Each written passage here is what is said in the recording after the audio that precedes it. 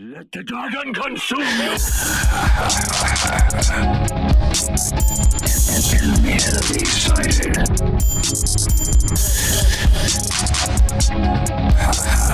Stop the payload! Stop the payload!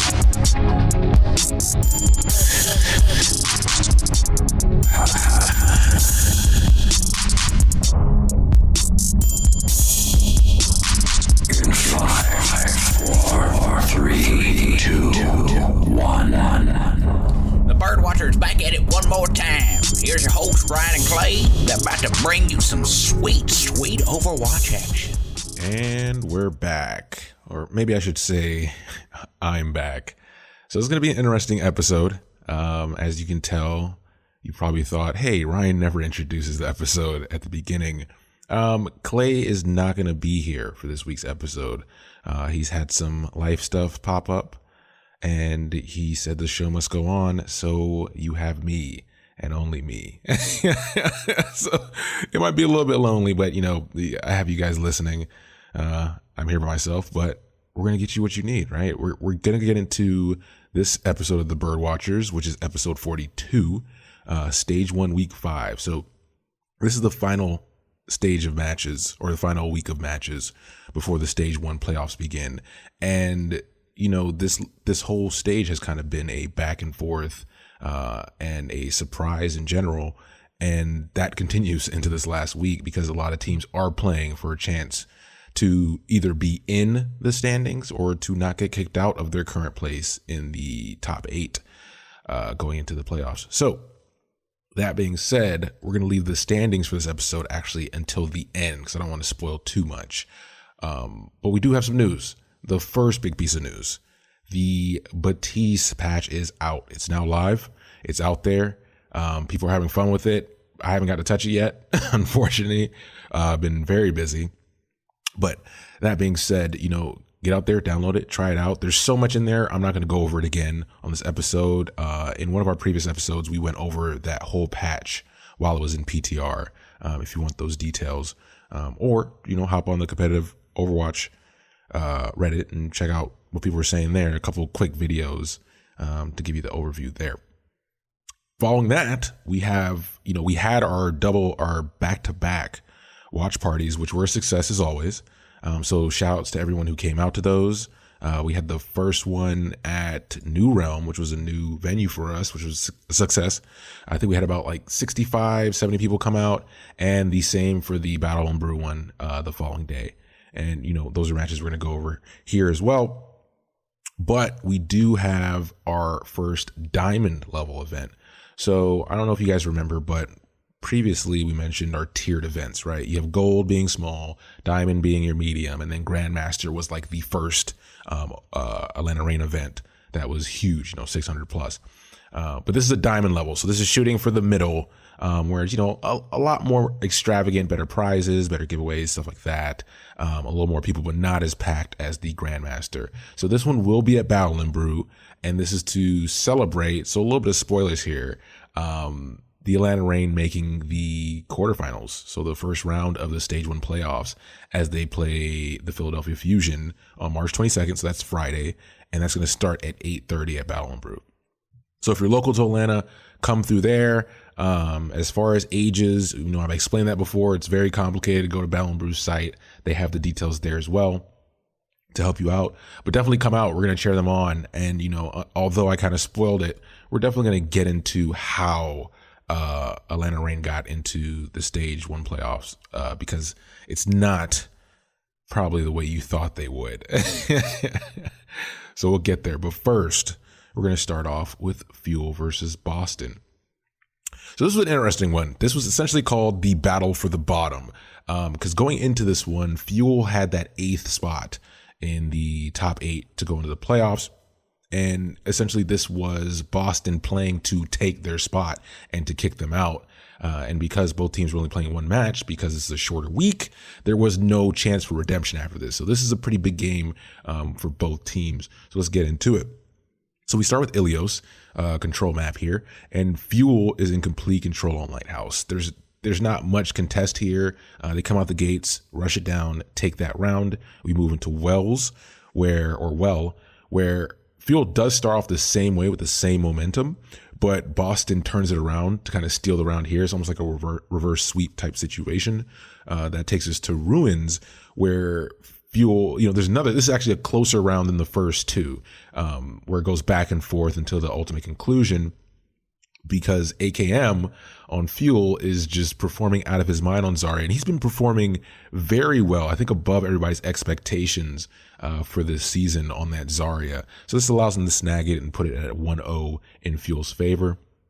This takes us to King's Row, where we have Uprising starting on attack, and AKM and OGE, or OG, continue to cause havoc for Boston. Not only that, you do have RCK on the Sombra, which is something that, we've seen a lot of teams that when you're playing against a team that has a really good Sombra and you can't really deal with it or be able to read her EMPs properly, it causes a lot of trouble. And that definitely is here, appears here for Uprising. So yeah, AKM, OG causing havoc here for Boston. They only cap 0.1 in overtime. But then Fuel continue to fight to the very end, and they get to the cart close to 0.3. They don't really get it. They get held a bit short. So Uprising does put up a little bit of a resistance, Fuel does put up a bunch of resistance here. Then we have Fuel on attack. AKM continues to be an absolute nightmare for Boston, and Fuel never stop moving the cart as they take this map with relative ease. Like it wasn't a contest here. Fuel's now up 2-0. They have the momentum in their favor. They're kind of popping off, sort of popping off. There is this weird moment where AKM's camera, like they swap to AKM's camera, and he looks like he's kind of not pleased with how that round went. And this may be some foreshadowing from that aspect. But we move into Volskaya, and this is where you start to see a bit of a shift. So this is going to be our map of the match, or my map of the match, because Clay's not here to argue. But we start with Uprising on attack. Aim God absolutely popping off here. Obviously, he's known for his ability to do so. So they get a quick cap for Boston. Fuel go on attack, and they struggle due to Sombra. So RCK on Sombra now seems like a flip. Like he's dying a lot more. His positioning's not that great. They're able to cap with half the time remaining as Boston, but you can tell there's a little bit of lag there. And then we go to round 2, and Boston kind of keeps this pressure on defense, so Fuel don't really stand a chance. Boston then goes on attack with about 5 minutes remaining, so they have plenty of time to play with, and they're still playing like they're a different team from 2 maps ago. Does not look like the same team, especially at this point when you're 2-0. You think the momentum would be enough to crush them, but that's not the case. So they slog a bit. They don't get it. It's not perfect. They have a bit of a slog. They cap both points, and they end up taking it 2-1. And then we move into Dorado, and this is the complete shift, the complete transformation for Uprising here. And they absolutely tear through offense without much resistance. Boston completely shuts down Fuel here, and they end up going full hold on defense to push the match to the tiebreaker. Even all that distance they got, they didn't need it. Fuel just kind of fold here, and it's blatantly obvious that the momentum completely shifts in Boston's favor. So one thing I want to note here is, we get a lot of shots of the crowd, we get a lot of shots of the players as well. And one thing I've noticed throughout this whole game is that even at that 2-0 point, Boston did not look like they were giving up. Fusion always looks like he's talking, always giving instructions to move forward. It reminds me of like early Houston last year, where when they would get, beat up on, Jake was always talking and keeping everybody in it. Rock is doing the same. It had that feeling in it. So when they stole the momentum, they were already hyped to kind of take it back. Whereas Fuel were never in this kind of elevated, this feeling. It didn't feel like they were winning. It felt like things were breaking down. And that kind of shows here. And then finally we move into Pole, where there's a little bit of a battle here for Village. So the first round of the map, RCK opts to play Diva instead of the Sombra, which is an interesting pick because up to this point he's been playing Sombra, and that's kind of been the advantage, but he has been performing a little more poorly than usual. So he makes that swap. Unfortunately, it doesn't make big of a difference here because Uprising just dominate this round. We move to Sanctuary, where Fuel kind of wakes up and puts up some resistance to win this round and push it into a final round. And then on Shrine, Color Hex out of nowhere steps up to kind of show his colors. God, I wish Clay was here to laugh at that. But no, he definitely pops off on Zarya here. His name litters the right side of your screen, and Boston proved that they just wanted that playoff spot more than Dallas, and Boston win with this reverse sweep of 3-2. So all that being said, it's funny because we talked about recently Boston being the team that lost to Shanghai, or that was Shanghai's first win. And as part of that, Clay and I commented that, this team you have a record. You had the only undefeated stage. You had certain things happen where this team does not stay down. They always come back with a vengeance. And this proves it here. They came back and they snagged a spot from Fuel. And I think that's impressive and speaks to just the type of fighting team and the city that Boston is, known for their sports teams as well. So bad things happen. Boston usually bounces back, and we'll see what they do after this point. So this takes us to our next match, which is the Reign versus Hunters. So our team, they're first up to bat of the two games they play this weekend. This game actually occurs right after the Uprising Fuel match. And this starts off on Nepal. So on Nepal Village, Hunters come out looking pretty good. Naturally, they're using that non-standard GOATS comp that we've seen them use. This isn't surprising, but for some reason, Atlanta's not prepared for it. And that's the part that's actually surprising. Hunters dominate here. And halfway through, they force, Defran to swap to that McCree to try to deal with Jinmu on the Pharah.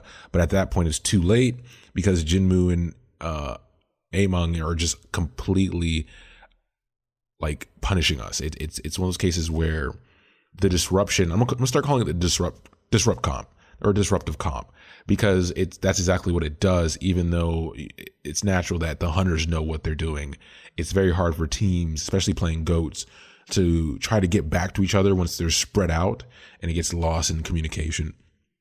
And this is the beginning of it. So they take Village. And then we move to Shrine. Jinmu continues to punish us once again. And we take long to adjust once again.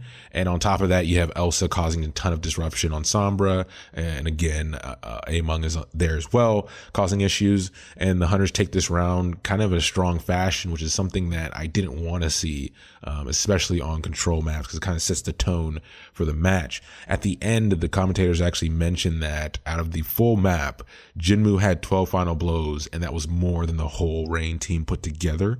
Not a good look. Not a good look at all. So we go to Numbani, and Reign kind of step up here. We have Hunters on attack first. Reign make it super difficult, but they keep on trucking. It looks like there's a lot of fights, a lot of the cart stalling, and they're able to full cap in overtime. And it's kind of weird because it's not like the Atlanta Reign look disorganized. I don't know if this makes sense. And Clay's not here to kind of give me some insight on it, but it doesn't look like they're unorganized. It just feels like they're out of position a bunch due to how the Hunters comp functions and what it's supposed to do, which is just spread everybody out. And then also it's a combination, I feel, of attempts at heroics. So when an issue happens, everybody gets split up. It feels like each individual player is trying to figure out what their best play is to save the day. And then the communication just breaks down there and kind of causes this out of position situation.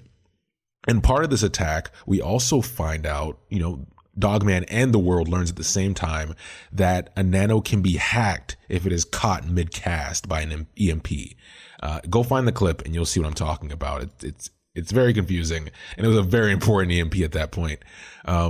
So we move to Reign on attack, and we struggle on point one, but we do much better through the remainder of the map due to what looks like better coordination and more focused team fights. There's not this scattered mentality. And also Erster's just doing very well on Brogan, which is something he's been doing throughout as one of the top Brogans at the moment, stat-wise in the league. he continues to show that off. So we are able to full cap. So this takes us to round 2.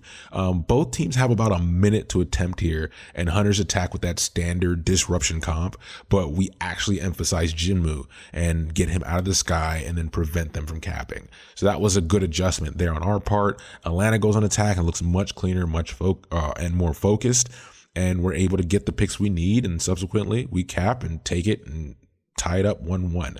So this makes me feel a lot better coming out of the control map, where we got pretty much dominated by Hunters, and that comp, it looks like we're not completely out to dry. So we go to Horizon Lunar Colony, and the Bacon Jack subs in for Late Young. So this is our first substitution here, and Atlanta attacks. So Rain come out with, this is probably the most diverse, not the most diverse comp, the most diverse combination of comps from both teams. So Atlanta Rain come out with Sombra, Genji, Ana, Mercy, Winston, and Diva. And the Hunters come out with Mercy, Zen, Widow, Tor, Barissa, Pharah. And it's insane. And since Goats has taken over, I don't think we've seen this kind of mix of things here on this map. So an important distinction to make, though, is that although we're playing outside, like we have a lot of players that are versatile, right? So they can play a lot of different characters. But the Hunters have a versatile comp that they're used to practicing and playing. And that difference shows here. There's a bunch of poor positioning again on the side of Atlanta, and we are full held. So it's kind of embarrassing. Hunters go on attack, and the Rain come out with something a little bit different as well, but something we've seen before, which is the Bastion, Widow, Zen, Mercy, Orisa, Diva combination on defense here to play that high ground. But Hunters come out, they scout it, and they immediately go triple DPS dive comp here and break this whole thing up. Jinmu's performance on Genji here is kind of reminiscent of what we saw from Decay on what he did to us last week. So there's some PTSD there, and it doesn't take them long. Hunters get the short cap they need, and they take that map, making it 2-1. So now we move into our map of the match, which is Rialto. And we have the Hunters starting on attack here, and the Rain start out by attempting this interesting, extremely aggressive defense, like right in front of the spawn, and it backfires. Because Jinmu comes out on Pharah, he just kind of repositions himself so he's still behind us by going near the bridge side instead of staying near his spawn. They have the high ground there already, so that's kind of a weird thing that I don't know why we didn't expect. And the spectators basically stay on Jinmu throughout all the way to point 2 because he's on a rampage. Right around point 3, we finally get our bearings back, and we hold after like this nerve-wracking fight after fight after fight. I remember the watch party, everybody was going like pretty much on the edge of their seat because every fight was so important here. Then we move to Atlanta on attack, where Hunters start with double sniper, and we handled this fairly well. Jinmu was on Hanzo at the time and did not really get the picks he needed or build the dragon as fast as he needed. So we got the team, we picked all the people we needed to, kept the momentum all the way through point 3. And there was a brief stall, but we do end up winning the subsequent fight that's important. And we have time to spare, and we end up tying it up 2-2. So all nerves aside, I say all nerves aside, but we go into our control map for the tiebreaker, and I'm concerned again. Because this is on Busan, and based on what we saw on the first, the beginning on the control maps, it looked like Hunters kind of felt more comfortable there. So we start with downtown on Busan, and it's one of those cases where Rain start off really well. But interesting enough, once Hunters swap to Goats, they do a lot better, and they end up taking this map from us. Which was surprising. And then we move into Sanctuary, and they carry that same momentum. They just show they wanted it more. And although it's kind of back and forth here throughout, they always seem to be setting the pace, even though it seems even. And that leads to them winning and taking it 3-2. So this was definitely an upset. I mean, Hunters have been playing extremely well, but they are a team that's so diverse that when it comes to any team playing them, it's always a nerve-wracking situation because you almost don't know which way it could go, regardless if the team they're playing is supposedly better. And they prove that here. All right, and then finally, this takes us to our last match of this episode, which is the Atlanta Rain versus the Houston Outlaws. Now we're in a situation, ideally it would have been, hey, just win both, go to the playoffs. done and done. But the way the bracket kind of broke out, we got to the point to where this was another battle for a spot, where whichever team won this was going to the playoffs and the other team would not. So there's a lot on the line here, the whole thing, the whole shebang.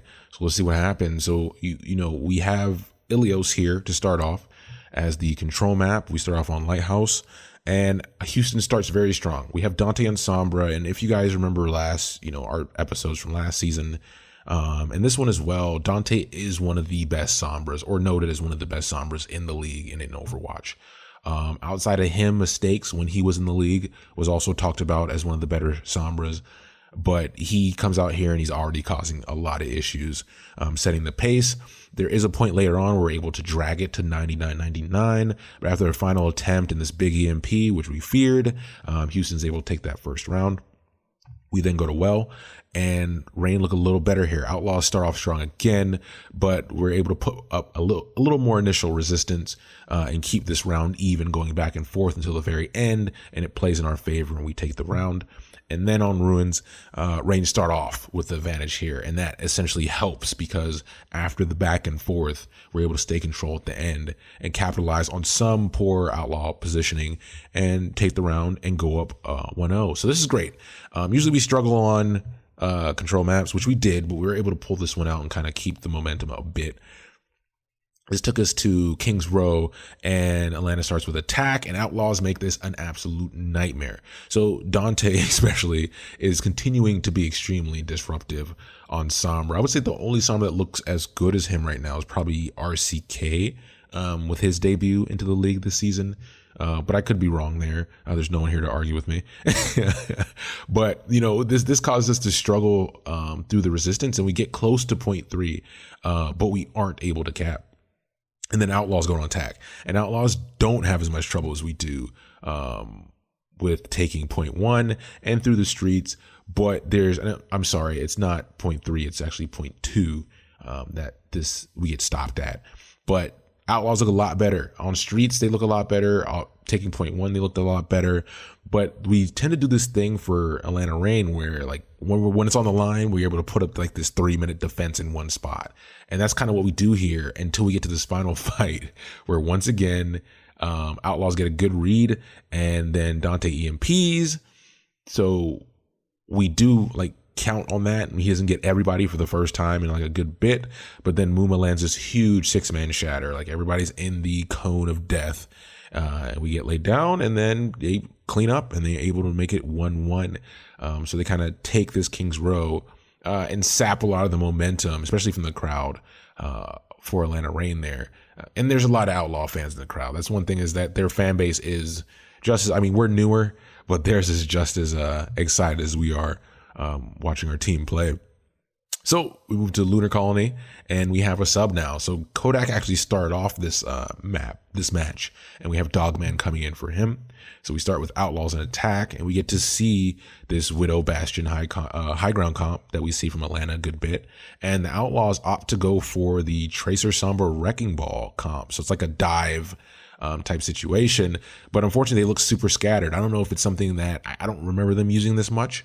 Maybe they're trying out something new they've been practicing, but it doesn't look very organized. And on top of that, Defran and Erster are just unstoppable through this defense. They're kind of in the zone per se, and we end up full holding them. And they get about 80% of the 0.1, but we do full hold here. We move to Atlanta on attack, and Erster on Brogan gets picked off, very early, and he does something super smart. He immediately He immediately swaps to Widow. And what that does is, so essentially at this point, Atlanta is out in outer space, like in that area outside the blast doors or whatever you want to call them, the airlock. And they're waiting for him to come back. But what Outlaws are trying to do is essentially camp his spawn so he can never meet up with the team and they never get an even fight. So him switching to Widow essentially gives him that usability without having to be a part of the team. This works in our favor because they're unable to camp that spawn with him on Widow. And then Atlanta wins the main engagement once they fight and cap point and take it to 2-1. So they move into Rialto here. And I'll actually say, I want to say Rialto is probably my map of the match here. Just because it's kind of it's kind of the piece de resistance type situation. And it's a big moment for us, especially. So Atlanta starts on attack. We start super strong. We get the cart moving without ever really encountering any big stalls. We do a great job of focusing Muma down. He gets out of position a good bit here. We neutralize him, and then we're able to full cap with about a minute remaining. So pretty solid attempt. And then Outlaws go on attack, and they have a similar strong start as like almost mimic of what we do throughout without much issue. But then we get to point 3 and we stonewall them. So this is something we do as a theme for Atlanta, that last stand type situation. And they hold out, they take the map, they take the match win, and they clinch the spot in the stage 1 playoffs. So this is like a huge accomplishment, for Atlanta, because I remember when they came out, they said that, they just want to play well. They're an expansion team, but if they could make stage 1 playoffs, that would be really cool. And they actually did it. And that's saying a lot for, being one of the teams that at the beginning, I mean, granted, we're fans and we had them high in our power rankings that we did, but to everyone else, they were like that. They're either middle of the pack or bottom of the barrel, right? There was nobody kind of betting on them being able to do this. And they did. And I'm super proud. I know Clay is proud. So I can speak for him here. But yeah, they did it. So now we're going to move into standings. So I promised standings at the end here. And try not to spoil everything, even though, as I was going through it, you could probably tell. So we have the number 1 spot going to the Vancouver Titans. They had a 7-0 win right there. New York Excelsior took the 2nd spot at 7-0 as well. We had Philadelphia Fusion taking the 3rd spot at 5-2. Toronto Defiant stepping up and taking that 3rd spot. So they tied with, or we'll say the 4th spot, they tied with Fusion with 5-2. Atlanta Reign took the 5th spot. And then for the 6th spot, you had San Francisco Shock at 4-3 as well. And then Seoul Dynasty at 4-3 and Boston at 4-3 to round out the bottom of the bracket. And those are your 8 teams that are going to the stage playoffs, which start this weekend. Starts Thursday, runs through Sunday. And we're going to see what happens. So all that being said, thanks for bearing with me for this episode. Hopefully Clay's back next episode after he gets everything sorted out. And I'm sure he wants to talk my ear off about stuff as well. He'll probably have some comments on this episode for the next one. And as always, you guys can reach us at Gmail at thebirdwatcherspodcast@gmail.com. We're on Twitter and Facebook at The Bird Watchers and YouTube. And then on Reddit and Instagram, we're The Bird Watchers Podcast. Remember, for Twitter, it's Birdwatcher, The Bird Watcher. It's WATCH3R. One day we'll get the full tag given to us. But all that being said, once again, thanks for listening. And we'll be back with episode 43 very soon. And if you come out to the event, make sure you come say hi. I'll be there. All right. Thanks for listening. Bye. I have destroyed more of your kind than I can count.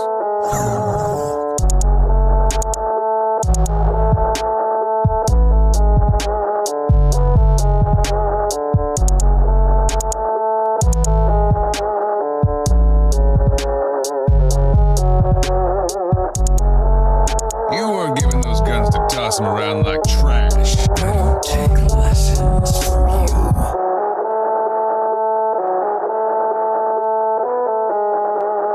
Try not to get us killed out there.